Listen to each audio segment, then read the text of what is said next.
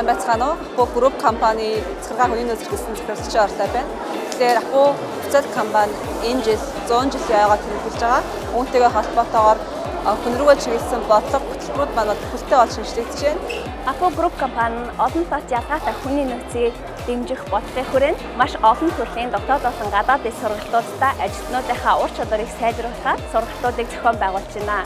Оны эхэнд бид бүхэн буцаад компанид өөрийн насыг зориулсан компанийн хувьцааг болохоор ажилтнуудаас хамааруулан бид болгосон байгаа. Саяхан буюу хэдхэн хоногийн өмнө бид буцаад компани гүйцэтгэлийн менежмент болон цалин хүнсний урамшууллын бодлогыг бас шинжилэн дараагийн 100 жилдээ ирч хүчтэйгээр ороход бэлэн болоод байна. Мөн ажилтнуудын сайн сайхан байдлын хүрээнд Апо Life хөтөлбөрийг 3 дахь жилдээ зохион байгуулж байгаа.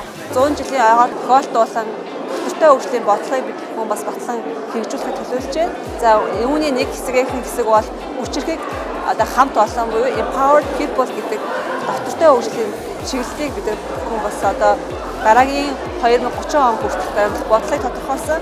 Үүндэд чиглэн бид ажилчдынхаа гэр бүл хүүхдтэй чиглэсэн хөтөлбөрүүд, за тэгээ мэдээж хэрэг хүчлийн бэрхшээлтэй иргэдэд чиглэсэн хөтөлбөр, гендерийн төвч байдал гэдэг маш олон талт хөтөлбөрүүдийг бол хийхээр зорио ажиллаж байна.